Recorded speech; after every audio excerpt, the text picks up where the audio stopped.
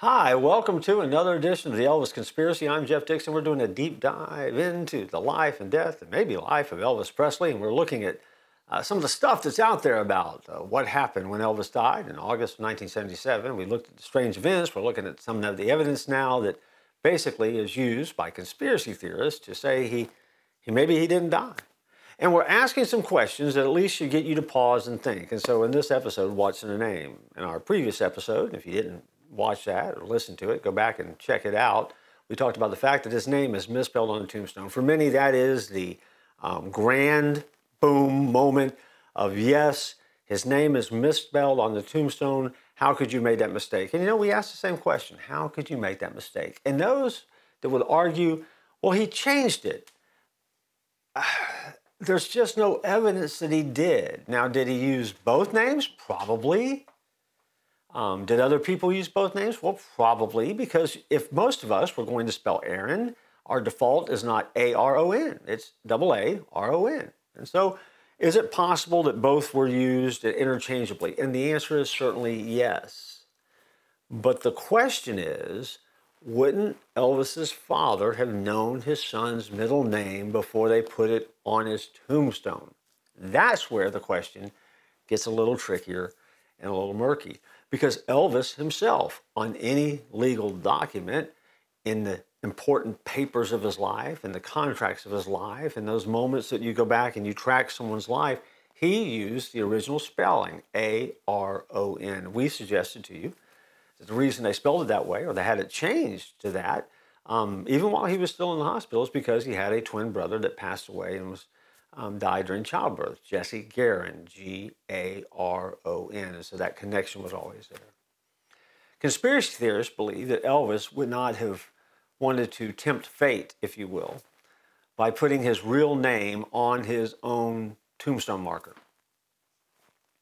And so that really has been the default argument among conspiracy theorists, that Elvis knew he wasn't really going to die, and so as a result, he would not put his name on there, because why would you want to tempt fate that way and do that? The truth of the matter is that argument doesn't make a whole lot of sense. Simply because, while Elvis may have, like anybody, had a few superstitions, there's no reason to think that that would be a problem. As a matter of fact, if you walk through many cemeteries in the Central Florida area or cemeteries across the globe, some people have already bought pre-need funeral arrangements and already actually have their gravestones there. They just don't have the date of death on there yet. Their names are already engraved. Sometimes when a husband and wife have departed, one side has the one spouse that has passed away, and the other side is already marked with the name of the spouse who's yet to pass away. And so I don't really think it's tempting fate, and I doubt Elvis would have been that wiggy about it. Maybe he would have, don't know, but maybe. But I just don't think that's a good argument. I think it's a better argument to simply say that Elvis's dad made a conscious choice to put an incorrect name on that tombstone. Why? Well, Vernon's passed away as well. Matter of fact, he's buried in that same memorial garden along with Elvis's mom. A simple answer? Maybe Vernon wanted to spell it with two A's and Gladys wouldn't let him. And so this was the moment where he was in charge and he could do that. And so maybe he did it. And you know what? It really could be that simple.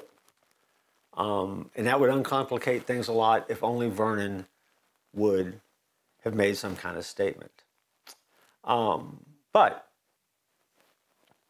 there's a lot of things that are going on that create a moment or two where we have to wonder what was happening in the life of Elvis Presley around the time of his death. Now, we've looked at some of the strange circumstances that are there. But let me come back and go back to a Graceland gravestone that reads, Gladys Love Smith Presley, Elvis's mom, mother of Elvis Aaron Presley, A-A-R-O-N. So it's spelled like Vernon spelled it on the tombstone, and Jesse Garon Presley, G-A-R-O-N. See, Elvis's twin had a different name. And so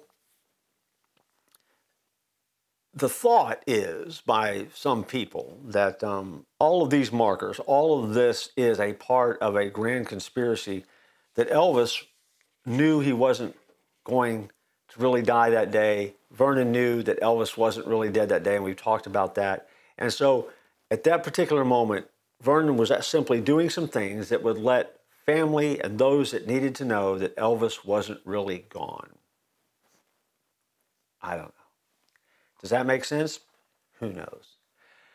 But at the end of the day, there is that glaring piece of evidence that's out there that simply says, man, the most famous singer perhaps in the history of the planet, with the second most recognized name on the planet, outside of Jesus, of course, there are two brands that are on a first name basis with the whole world. One is Coke,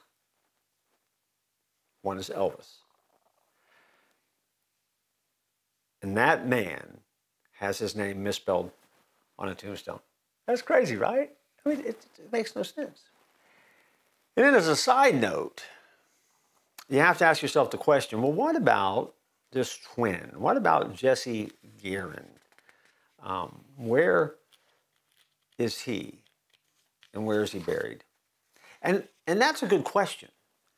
And perhaps the answer to that question sheds either more light and clears up this conspiracy, or maybe it even makes it muddier and a little more weird and overwhelming. And so, what's in a name? A lot. I don't know about you, but I'm thinking that when I'm gone, if my name's on a gravestone marker somewhere, I would probably prefer they get it right. I mean, what do you care if you're not here? But if there are people around who know you, who love you, and want to get it right, shouldn't they get it right? That's all I'm saying. Vernon shouldn't have screwed this one up. Unless, of course, there was something else going on. Conspiracy theorists love that, don't they? And so we'll come back next time and continue our deeper dive into the life, death, and life of the one and only Elvis Aaron, A-R-O-N Presley.